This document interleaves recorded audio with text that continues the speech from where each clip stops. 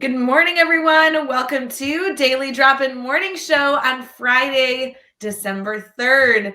It is a big day today. We have a ton to talk about, articles, good news, and spoiler alert, it's the one and only Brad Hughes' birthday. And so obviously today is just the International Day of Fun. We have so many good conversations to come, so many conversations to recap from this week. So please go fill up your coffee and get ready for a wonderful morning, kicking it off with the Teach Better team. We'll be right back.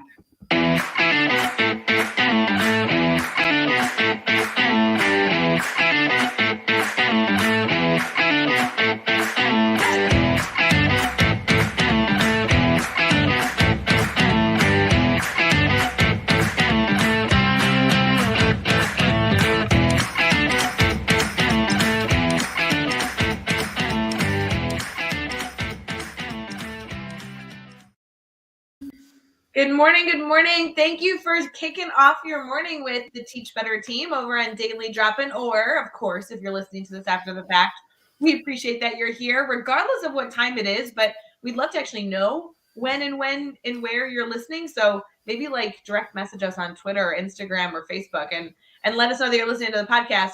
I will say, Brad, it is your birthday this morning. It obviously will be something that the entire Teach Better network is celebrating, but Carrie Pitstick was the first to comment, "Happy birthday, Brad." So it's a thing. I can always count on Carrie to be among the first to spread good wishes and birthday cheer. So it's amazing to celebrate my big day with kind of a big deal, Ray Hewart and the Daily Drop-In, and tons to celebrate today. Lots of good news ahead.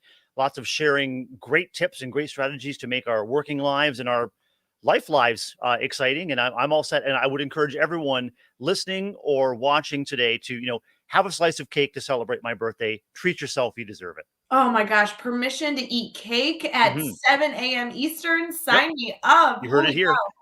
I will say, Brad, I feel like I knew it must have been your birthday this week because yesterday I went to a cupcake place and picked out cupcakes. I feel like I need to stick a candle in one and bring it to you, and you can try a cupcake from, a local place here in Naperville. If it's an iced cupcake, Ray, you can take a finger or a straw or a spoon. You can mark it with a B in my honor. And I mean, you can keep it to yourself. You can share it with a friend. I mean, it could be a worldwide Brad Hughes birthday celebration. You just never know where this could go. I just want to be clear, Brad. It will be a worldwide Brad Hughes birthday celebration today. Our network is global, and everyone here is going to understand the importance of Brad Hughes' birthday. So this is very exciting. I will say, Brad, I went to this cupcake place, and I want you to really envision it. You're walking in, beautiful bakery, so many smells. They have like a bar along the side, kind of like as if it was an alcoholic beverage place, and you can sit in a swing and eat your cupcake. Okay, this is like top notch right here. And every flavor possible, every flavor imaginable. You can't even imagine all the flavors they have. What type of cupcake would you order? Like, what is the go-to birthday Brad Hughes cupcake flavor? I'm thinking vanilla with French vanilla buttercream and maybe some of those little sprinkles on top. I like it simple. Or it could be lemon. I like lemon. So, lemon flavored cupcake with buttercream icing. And I'm just thinking about the bliss of, sinking your teeth into a delicious, freshly baked cupcake. And if you're in a swing, like you're literally defying gravity. I don't know, it just seems like a dream to me. Does this place even exist? Are you just making this all up, Ray? Brad, I know that we have not gotten to meet in person yet, and I have a list of things on my bucket list. I think one of them is that you need to travel to Naperville, Illinois, which I know is probably not on your vacation list, and you need to come sit in a swing. That's what I'm saying. It is now on my vacation list, and I discovered just quite by accident the other day, as I was enjoying a pre-birthday snack of one of my favorite treats, Cracker Jack, that among many other things, Cracker Jack was invented in Chicago, Illinois. And so I'm just ticking things off my list of the amazing things that come from your part of the world, Ray. I think that's just because people hear like little gifts and trinkets. That must be it.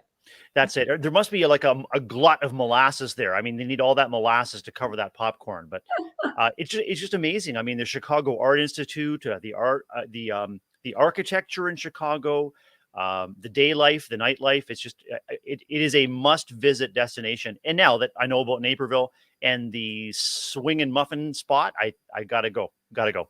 I'm thrilled that you understand how impactful this can be on everyone's vacation list. So, who knew that on Friday, December 3rd, you not only would be celebrating your birthday, but also adding to your vacation list? I mean, really, this has been a blessing already so far. It's been a real blessing, Ray. When it comes to cupcakes, I better make sure that I get that destination onto my list, and it's just going to be an incredible time for you and I to just relax and take a swing and enjoy some of that delicious cupcake. This is the best morning ever. Shout out to Adam. Adam texted me yesterday that a good news article that we referenced earlier this week was actually a Netflix like movie or documentary. So shout out to Adam, who's always listening to Daily Drop In, whether it be live with us currently or on the podcast. Adam, I don't know how you always catch it. You have an alarm set or something, but also following up when he saw the special on Netflix of. It was the story, Brad, of those two people that accidentally texted each other and Yeah. now they celebrate Thanksgiving together. It's now on Netflix. Who knew? Incredible. I heard you discussing that on the Daily Drop In this week about these unexpected connections. And that's the great thing about just being aware in your environment of who might need just, that friendly and warm eye contact or a smile or a hi, how are you? Someone you don't even know, like maybe someone in the supermarket line or, someone on your way to and from work or someone in your workspace that you don't know well yet. It's just amazing. These unexpected connections can have very, very rich and very, very powerful long-term impact on everyone's well-being. Yes. Oh, so good. He also says he wants a spice cupcake.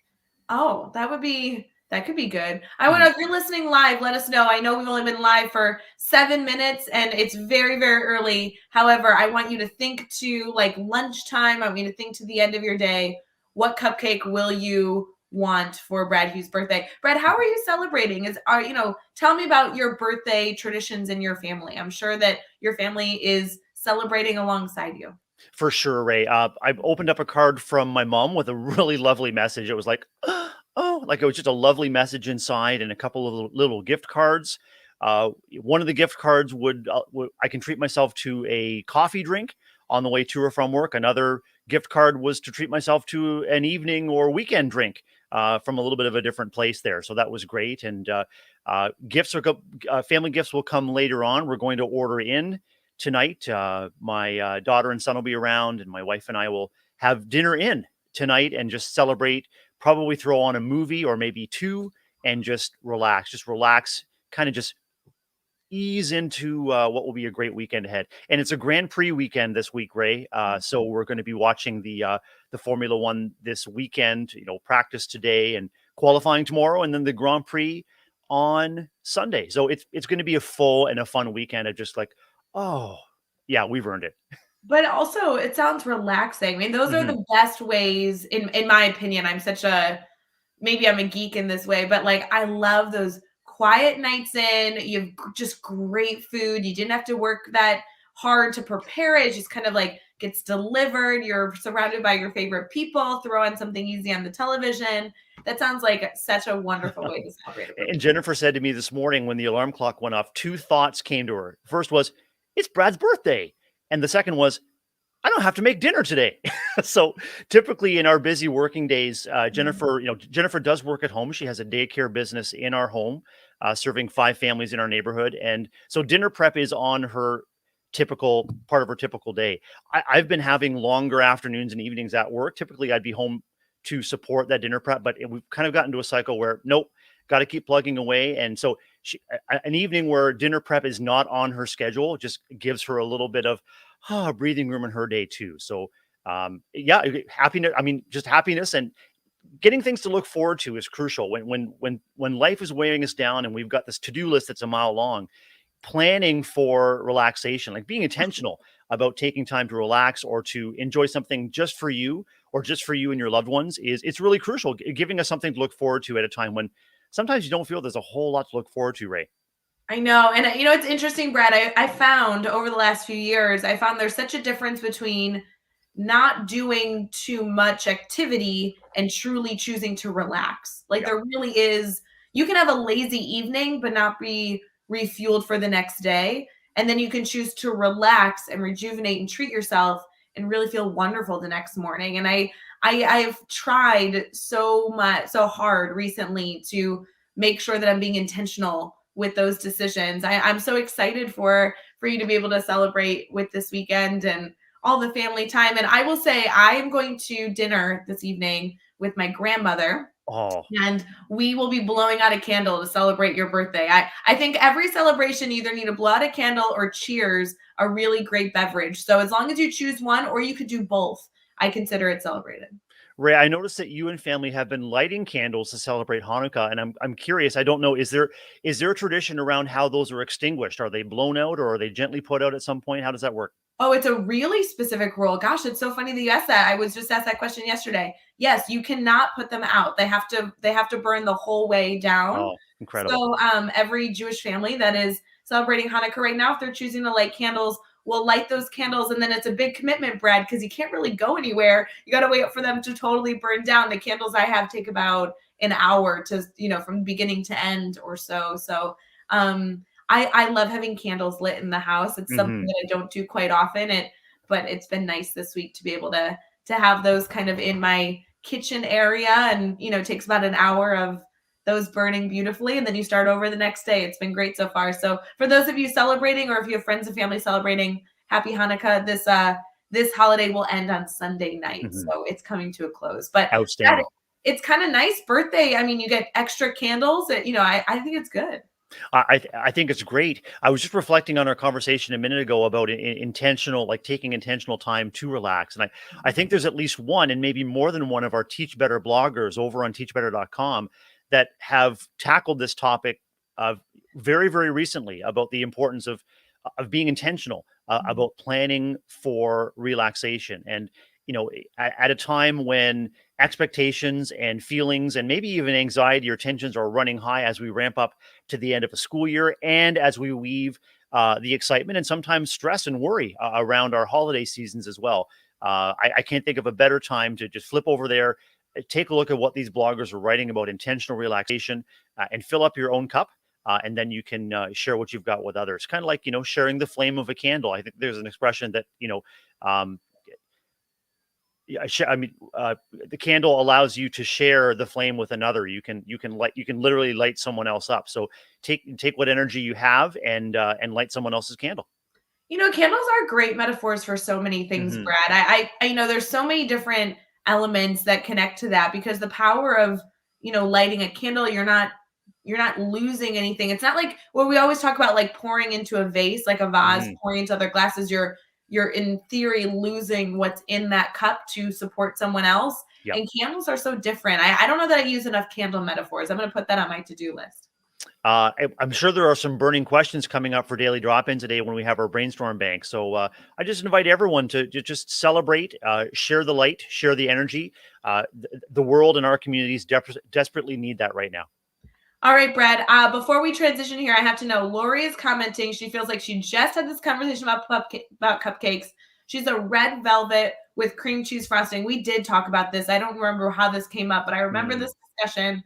Or vanilla raspberry. I will say, Lori, I will warn you. This is like what's it called? Like a PSA. Like, this is an important warning. Mhm. So I order a red velvet cupcake and I bite into it. It's not red velvet. It looked like red velvet, but it was like a Christmas peppermint something. So I will tell you, we got to be careful when you order your cupcakes, because all of them look very similar. You got to be careful that you get the right flavor. Red velvet's a good one, but that really incredible, beautiful, vibrant color kind of masks. It could really be any flavor. So watch your cupcakes, Lori. Watch your cupcakes. You heard it here, everyone. I mean, you've heard of buyer beware. This is kind of like eater beware, and you have to literally watch what you eat. Watch what you eat. All right, we're going to transition here to continuing our celebration, because we have some holidays, we have some articles, and some good news. So we'll be right back.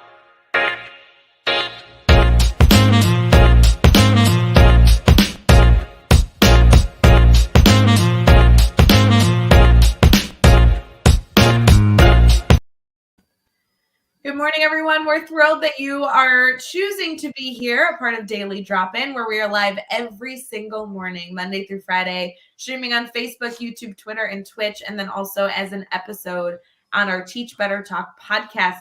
I will say, Brad, while it's your birthday, it's weird. That's not on our website today. So do you think I need to email National Today and let them know, like, it's Brad Hughes' birthday? This should be on here with the graphic. I'd be deeply honored. I'd be deeply honored. There are a number of known or well known and lesser known Brad or Bradley Hugheses in the world. If you did that, Ray, and you wanted it to put that on today's National, I mean, it would just allow me to open up way more connections with amazing people, and probably expand my network. So yeah, go ahead and do it. That can be your birthday gift to me if you like. I do have to say, Brad, there are a lot of holidays in conjunction to your birthday. Yeah. Do you know any of them, or is this the reveal of all the holidays that also fall on your birthday? This is the reveal. I don't know about any of them, and so I'm excited to learn. You know what other holidays fall on December 3rd? What other celebrations await me and the Teach Better team today? So I have a very honest question for you, and I feel like this might be an element of your personality, you know. And I want to hear in the comments, depending on which bucket you fall into, when it's your birthday. Yeah. Wake up bright and early, kiss your beautiful wife, tell her how much you appreciate her. Everything's getting going in the morning. Do you pick out your birthday outfit beforehand, or like did you pick it out last night, or did you pick out your birthday outfit like this morning? Will you change before work? How does your birthday outfit work? I think about what I might like to wear the night before, but I rarely pick it out. Like often it's like, pull this sweater down, check out this pair of pants, make sure the socks are lined up. And in terms of work, I dress for comfort. I dress for mobility. I dress for the ability to get up and down, to literally meet the kids where they are, and to I've got running shoes on at work, and just sort of making sure that I'm out there. And it gives me a lot of energy, and hopefully it energizes and supports the people around me. So weekends are a little bit different, but I rarely pick out my outfit the night before. I mean, some folks will set it out on a hanger or a dresser or on a bed or nightstand. And that's not me. I'm morning of, absolutely. So then just to take this further, Brad, because I will get to the point of this in a second. Great. You are live here right now with us. You look wonderful, buddy. Oh, thanks. Will you change before work? Or like, is this the work outfit? Because it's going to relate to today's holiday. This is the work outfit. This is it. Wrong answer. I'm sorry, friend. Oh. Wrong answer. It is actually International Sweater Vest Day. And I think that you need to put on a sweater vest. This is a new feature here. These are actually zip off sleeves here in my sweater, courtesy of Old Navy. It's a really, this isn't the right one. I've got a zip off sleeve sweater. It's same color, just in a different drawer. I pulled the wrong one, but yeah, international.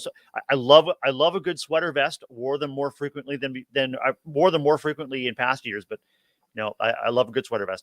Well, it says here you can't deny that the fashion staple is making a fashionable comeback. I think, Brad, you need to celebrate International Sweater Vest Day.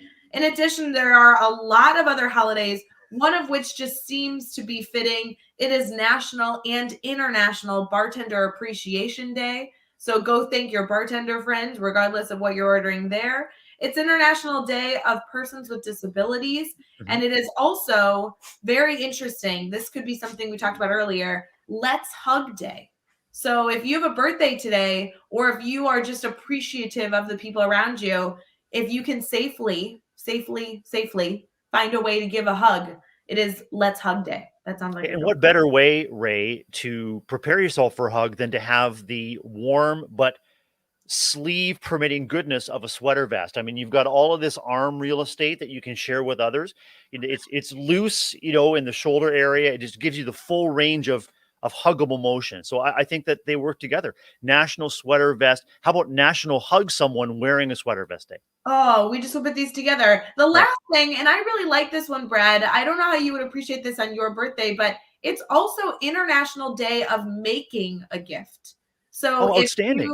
So it's like an unofficial holiday, encourages people to create gifts for their loved ones. The picture here is out of leaves and pine cones.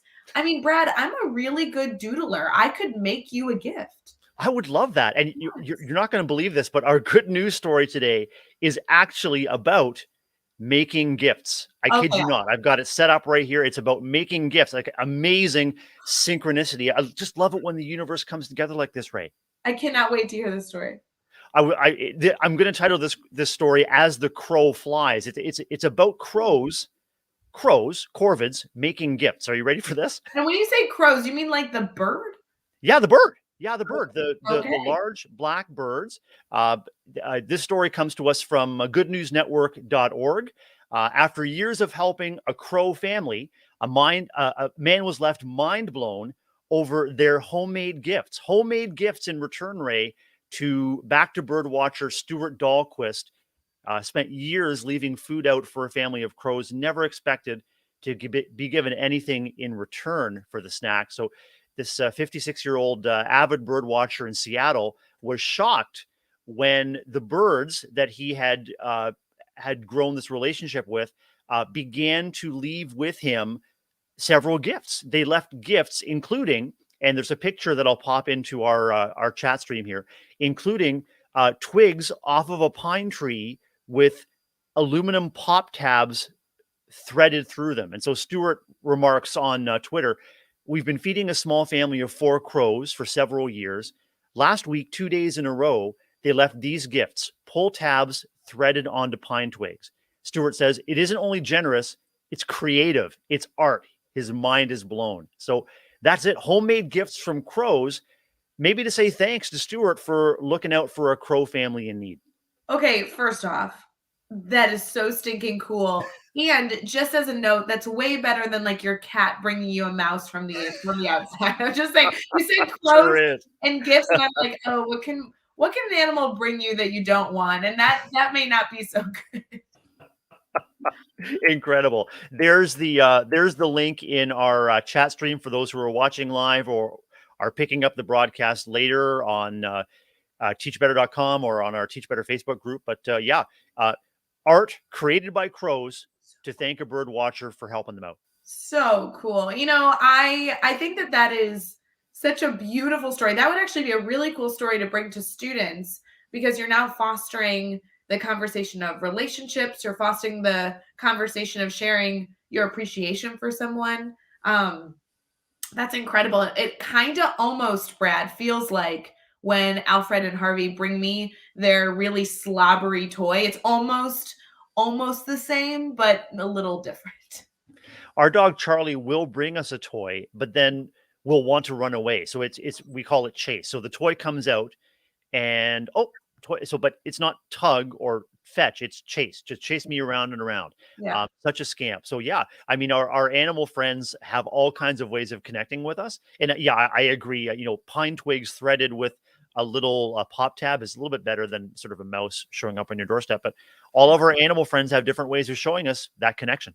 I really hope someday that my big 75-pound obnoxious poodle mutt brings me a beautiful pine cone threaded with coat tabs. I would love to see that really, incredible work done by that goofy puppy I live with. I don't know. And Ray, I know you have an affinity for lovely earrings. And so I could see, if you check out this photo, I think really quite reasonably, these twigs threaded with pop tabs, you could attach one of the hangers and they could be, they could really set off your whole wardrobe. This could be your weekend wardrobe, weekend project. If only I had crows in my life. I will start hunting for a family of crows that I can foster a relationship with. Goal set, goal made, done. Set it up, Brad Hughes' birthday. Let's update this time next year. I'll update you on my crow story. That sounds like an amazing weekend project for you, Ray. Is find and adopt a family of crows and see what they bring you. Outstanding. Becky Schnexer would be so proud. Yeah, absolutely, Becky Schnexer. Shout out to her, amazing science educator out there. I will say, Brad, some people set goals to work out every single day. Some people set goals to make a beautiful meal for their family or, work towards a long-term goal. Me, it's just finding crows. That's it. Yeah, I mean, you might be on a wing and a prayer there, Ray. I don't know how far away you have to travel to find those crows, but I mean, as long as all of us are challenging each other to just really branch out, maybe take 1, 2, 3 minutes to, find a family of crows. You never know what could happen. I mean, birds of a feather do flock together. Maybe you and others around you could, adopt a family of crows together as a neighborhood team. Brad, you really have a skill. You really do, friend. You have an incredible skill. We're going to be right back talking about celebrations, continuing this conversation, but maybe not so much about crows. We'll see.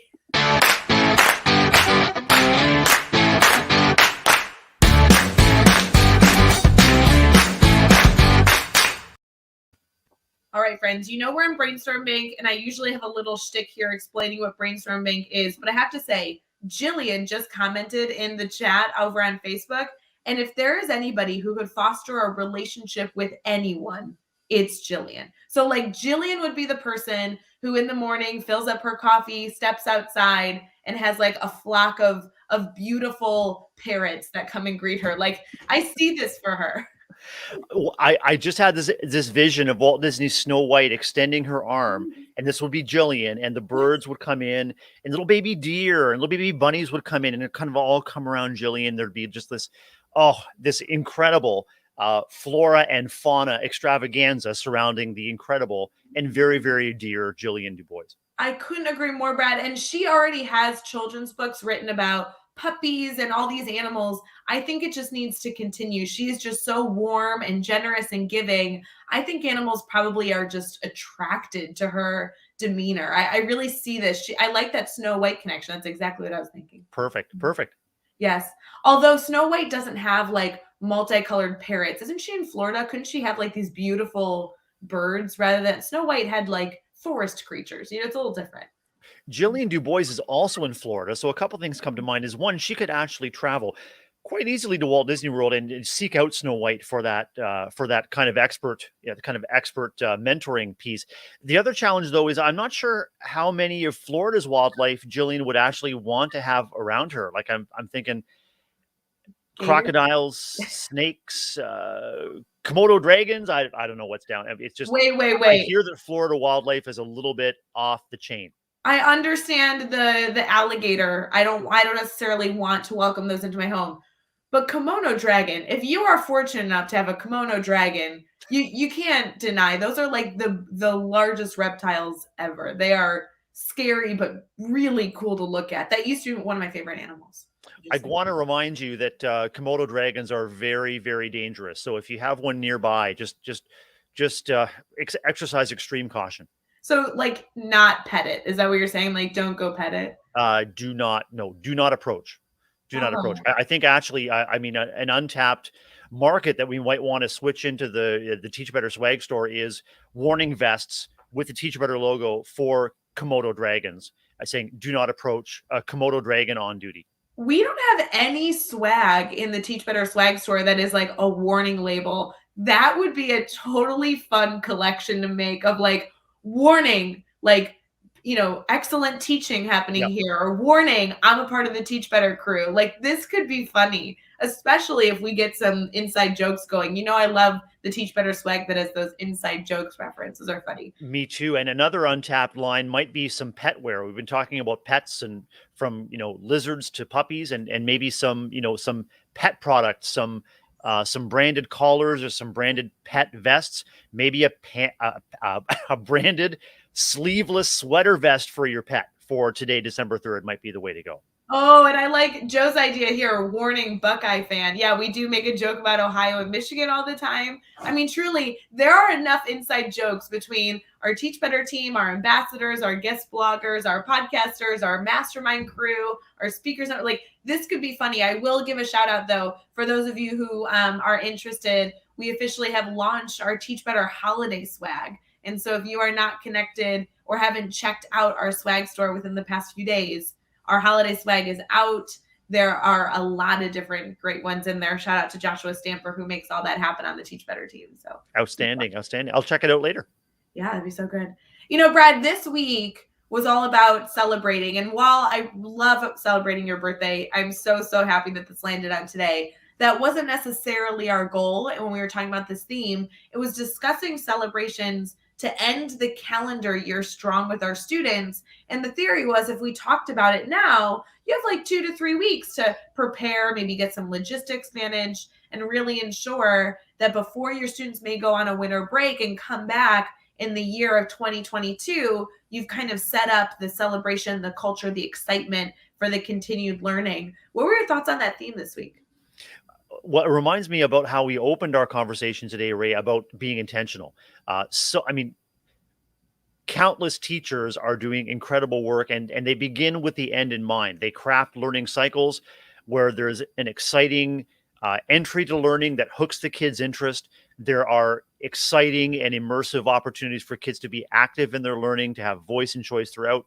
And they're also planning for how those learning cycles end up. Maybe it's a product, maybe it's a celebration, maybe it's a demonstration, maybe it's a collaborative demonstration of learning. So those end results can actually be shaped into celebrations all on their own without having to plan what I sort of call a three-ring circus or a birthday party kind of thing at the end. But, strong beginnings, strong endings, make sure that those experiences for our students and for ourselves are locked in memory.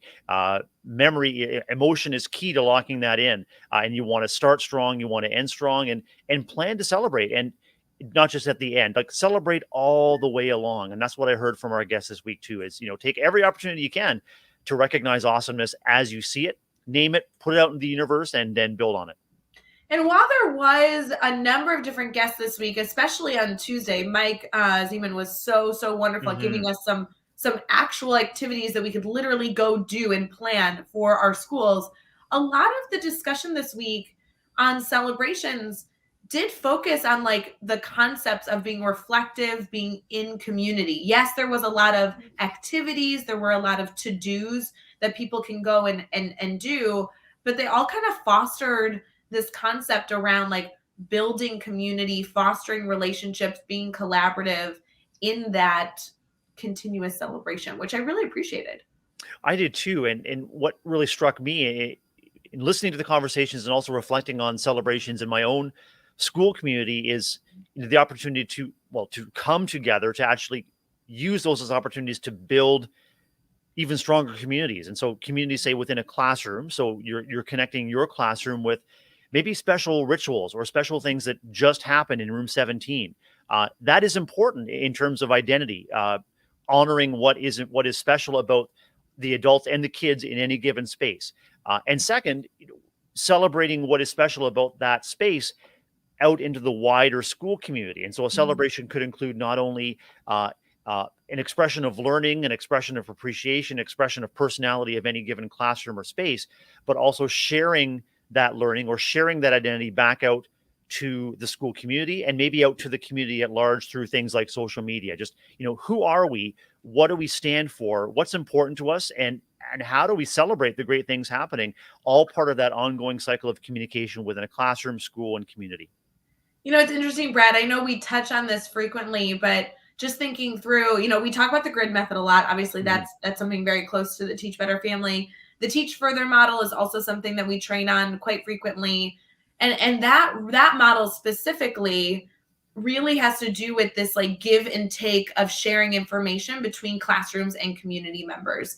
And the Teach Further model focuses a lot on content, but in your reflection there really is a lot of dialogue around how do we have our students share outwardly, right? We can celebrate in our classrooms, but how do we foster that continued conversation? And some of it, I mean, one of the units that I used to do in my own classroom that I like to share as an example for teachers is we used to make placemats that taught our families, taught our communities about the skills that we were learning, which is, so fun. So the students would not only take those placemats home and use those placemats at the dinner table with their own family, but then we'd also send those placemats to a local restaurant and share that with the wider community. That concept of almost like teaching our families, teaching our communities to be a part of the classroom celebration is really fun. I like that concept. Yeah, incredible. And I think, sorry, Ray, educators have been aware of the power of motivating kids to prepare to demonstrate their learning to authentic audiences, especially when the authentic audience can provide feedback for growth. And so if it has to do with learning skills around food management or cash, anything to do with the business world, if you have a business who can provide feedback to your class, they're preparing their work for an authentic audience. And the great thing about social media and about our connected world is those audiences are pretty much everywhere, and not just in your neighborhood, like anywhere in the world. And so it reminds me a long time ago when I was teaching, and the world of the internet and email was still quite new. This was just after dinosaurs like Komodo dragons roamed the earth. So the earth cooled, and there was dinosaurs and then an asteroid. And shortly after that, there was the experience that I'm talking about, just to set the scene here. But we had a program called ePals, where we could connect with partner classes around the world. There wasn't even a lot of email. Like the ePals were just, hey, how are you doing? How do we meet each other? So ePals was like a warehouse, a landing point to make these connections. But as a French teacher, we partnered with a number of classes, both in Quebec, Canada, and in different French-speaking parts of Europe, France, Belgium, and Switzerland. And so those were the authentic audiences in the language learning context, where kids were practicing their language skills. And at that time, it was, even sharing videos was very, very new. We actually had to burn videos to a DVD and send them. Remember DVDs, Ray? Yeah. I do remember Little DVD. silver discs. Yeah. Oh yeah. Oh Yeah. yeah. But I can tell you, these authentic audiences were so important to our kids. And the celebration that comes to mind for me was receiving a DVD back from our partner class in France, and they showed a video of the classroom. And as the camera panned, the kids saw their autobiography work in French on the classroom wall. And it was like mind blown. My work, my product of my learning is on a wall in a classroom in France, enhancing this classroom. And it was like, it was just absolutely a goosebump moment for me as a teacher, and for all of the kids. So authentic audiences, seeking feedback, and you can weave that into the celebration for sure. Oh, I love that focus. What a great addition to this conversation as we kind of wrap up this week's dialogue around celebration, is kind of that last caveat of don't keep it to yourself. Celebrating is one of my favorite parts of celebrating is celebrating with others. We joke about that all the time when we talk about our goofy holidays every day, right? We don't all celebrate all the holidays we talk about, but it's so fun to celebrate or be in community with those that are celebrating. And that's just such a beautiful part of the concept of celebration. I love this idea of within your classroom, within your school community, you can continue to foster more celebrating outside of that four walls as well. So neat. I love that story, Brad. That's so powerful. Right. It reminds me too, as we approach the holiday season, that there often may be a lot of pressure we put on ourselves, or that we feel the community's putting on us as educators, to have a big deal celebration as we approach the end of the school year. And those are important, but they're also energy intensive, and they can also be very stressful. As educators, we know there's a constant tension between raising the energy and also sort of losing control of the focus. Our purpose is for connection and for learning, and depending on your kids' needs and depending on your own energy level, it can be so draining. So what is really hopeful, though, is all of our Teach Better educators and all of our listeners and viewers also know the power of continual celebration. So celebration isn't necessarily an event, a one-time thing. It's a mindset. Reminds me of something I hear and model thanks to our friend Jeff Gargas. And Jeff always leads and ends with, "I appreciate you." Those are three important words to make part of your everyday vocabulary. I appreciate you. Appreciation is a part of celebration, and it can happen anytime, any day, anytime someone lightens your load, lightens your day, brightens your day. When you notice great things happening, you can celebrate it in the moment. It doesn't have to be a big deal. Ticker tape doesn't have to fall down from the ceiling. Balloons don't have to pop. You just have to say, "Hey, I love that. I appreciate that. You made my day better. You made our community better. Thanks for being you." So good. Speaking of Jeff Gargas, he was live with us on Monday. We'll be right back as we recap the week.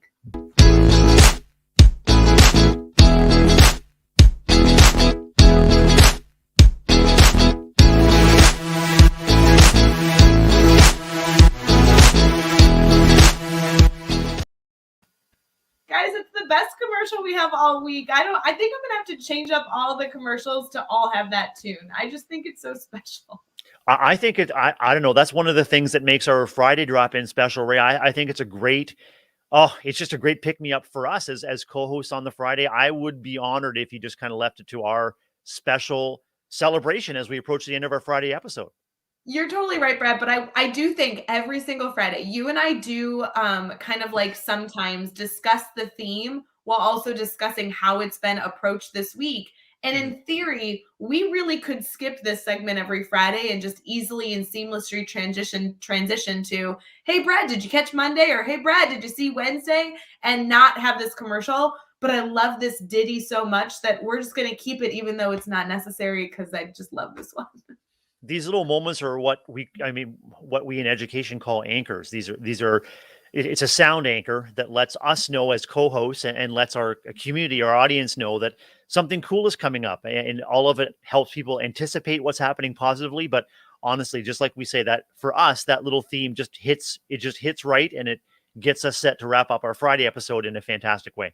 Well, and we didn't have it last week, Brad. I don't know if you remember, but last week we only had daily drop in Monday, Tuesday. Yeah. We didn't change up Monday, Tuesday. We just didn't then have daily drop in Wednesday, Thursday, or Friday. So it has been 2 weeks since we have been able to not only be together on camera for the daily drop in, but also played our favorite commercial. So I'm thrilled that your birthday has caused us to have so much celebration today. This was just meant to be. In Yiddish, we say that's besheret, just meant to be. Oh, Love incredible. And Mhm. I've literally been dragging myself through the past 2 weeks to get to daily drop in.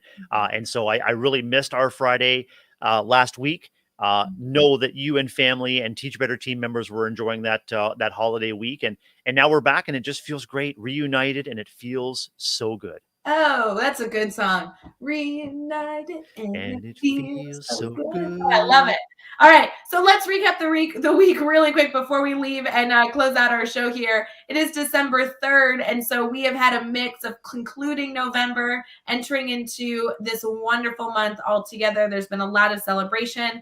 Obviously, on Monday, I was live with Jeff Gargas. We were able to talk about so many different things.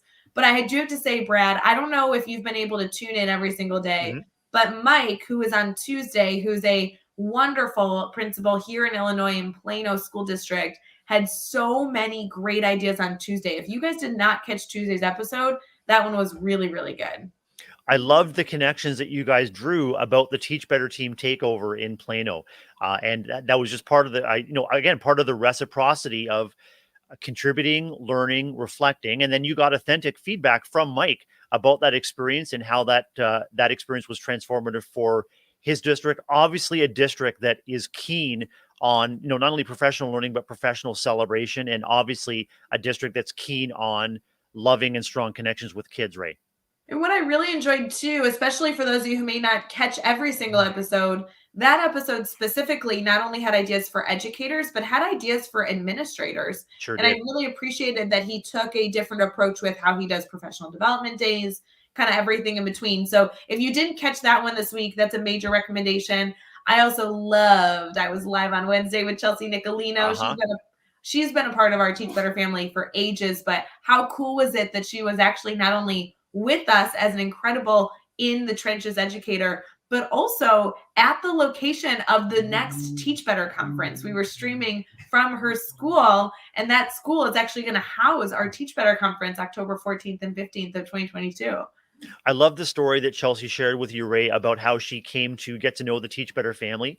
She's a homegrown Teach Better family, incredible educator, and so I mean, this is what we are discovering together, you and I, with all of our Teach Better family and team members. We're growing in practice and we're growing in community together. And I mean, that if anything is worthy of celebration, that absolutely is. And so it was wonderful to hear Chelsea's reflection on how she got to know the Teach Better team, how Teach Better supported her teaching and therefore supported her relationship with kids, their learning, and now has an opportunity to continue to demonstrate leadership and service. It's just wonderful story, great episode. So good. And then Brad, we had Riss on yesterday. Her name's Mhm. Marissa, but she went by Riss, which I love. I love a good nickname. And holy cow, I love when we're able to incorporate new faces, new family members into the Teach Better family. She was so fun to talk to. She had such an interesting passion for the concept of a power dynamic in a classroom. Mhm. I just had no background in learning about. There were so many different avenues of our conversation yesterday that I want to explore further, because I just have never had that type of conversation before with a fellow educator. So she broke up bright and early. She was streaming from the West Coast, Oh, and holy cow, was that a fun conversation with our new family member, Riss. I love the perspective and the vulnerability you shared with Riss yesterday, Ray, when you said, I never thought about power dynamic that way. And like you, we tend to think about power dynamic maybe in a neutral or even negative connotation. Often we talk about power dynamic when we are the people who are without the power or feel powerless. And so when there's setbacks or things go wrong, we say, well, there's a power dynamic there.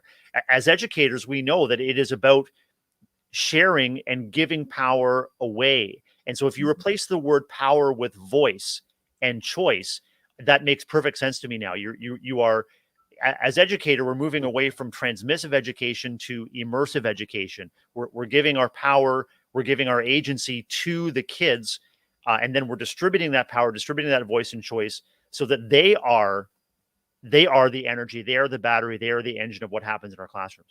Well, it's so interesting, Brad, and it's kind of fun to be able to reflect on this after the fact. I struggled through that conversation because we were using the word power. Mhm. If she was talking about voice and choice, those are very common discussions that I've had. I found, though, that my uncomfortability using the word power, that feeling like that was not the word that I wanted to authentically use, actually gave a different definition to a word that I truly did have a negative connotation about. And through that hour-long conversation we had, I was able to internally do some reflection on why the term power had that negative connotation and why I felt so drawn to use maybe a word that had more of an uplifting, connotation in my mind. So it was a really interesting dialogue. And again, something unexpected. I follow Riss on Instagram and I continue to learn from her. And it was so wonderful to introduce her incredible knowledge to our community. So definitely an episode worth checking out too. Interesting connection. If I can bring us back to the French connection again, Ray. In French, the word for power is pouvoir, which is also the verb which means to be able to have the capacity, the ability to. And so it's interesting. They come from the same root. And you're right. It's all in how you manage and anticipate and I guess embody that word in language. But at its heart, at least in French, it means to have the capacity to do something. And so I think of power equating to energy as well. I mean, energy makes our lives and our world go around in terms of technology and electronics but also the energy in the room. It's something that is palpable. It's something that's living and it's something that is always moving. And so often when we think about the word power, we may think of who has it and who doesn't, who is exercising it and who is trying to gain it. But if we go back to pouvoir, the power, the capacity to be and to do, that rings true for me, Ray, in terms of what we have and what we have to share. We have the capacity to share with others so that they can be even better, even powerful, even more effective agents of change and learning in our classrooms. Pouvoir. So neat. I love that great connection. I will say, Brad, we also in that dialogue with Riss had a conversation that was sparked from a question in our private Facebook group about AR and VR technology, which translates very well to next week's theme. Our theme next week is all about the technology that you should try today. So we are going to have a number of different guests join us next week, obviously to have foster a number of different conversations, but one of the focuses will be what are the actionable pieces of technology that you may not be utilizing and what can you consider doing with students with that tech? So on Monday morning, obviously, we'll start bright and early with the one and only Jeff Gargas. On Tuesday, we have Liz Thomas joining us, who's a new face to the Teach Better team. On Wednesday, we have Hedrick Nichols, who is a part of the Teach Better family. We love anything Hedrick Nichols puts out there. She has some incredible books out there. Holy cow, that'll be a good conversation. Michael Lubefeld is joining us on Thursday. And then obviously, Brad, you and I kicking off Friday together, the 10th of December. So we're going to have a full week of information. That sounds like an amazing lineup. I was just really hoping I would hear about one particular guest who would come on to discuss AR. I was hoping that you would have found a pirate to come on and discuss AR. Is that possible? Can we squeeze that in? Because I mean, that's a pirate's favorite technology. Brad, whatever makes you happy. Okay. I will take your puns and we will make it happen. Appreciate that. So fun. For all of you that are joining us on this beautiful Friday, December 3rd morning, we appreciate you. We cannot wait to continue to not only celebrate the conclusion of the week with you, but wish you a wonderful weekend as you take the final sips of your coffee and enjoy the day. Brad, thanks so much for coming live with me on your birthday. I know it's just as easy. You could have said, oh, it's my birthday, I'm going to take the day off and sleep in and spend the morning with family. But I appreciate that you could spend the morning with our Teach Better family this morning. It is truly, it is a gift to share this time and space with you each week, Ray. So I couldn't think of a better way to kick off a great day and a great week ahead and a great day of celebration for my birthday today. So this was your gift to me, is the opportunity to connect with you on screen and share out great ideas and have great conversations. So yeah, I wouldn't have missed it. I love it. For all of you here, please let us know when you are watching. Feel free to also wish Brad a happy birthday in your message. So take a screenshot of us being all wacky on camera. Make sure that you tag us on whatever social media platform you're watching on. And then also in the description today, you're going to have to put happy birthday to the one and only Mr. Brad Hughes. So Brad, I hope you have a wonderful rest of your Friday, December 3rd. Everybody else, we hope you have the best Friday, celebrating all the holidays today. And we will see you back here Monday morning, bright and early, with Jeff Gargas on Daily Drop-In. See you later, friends.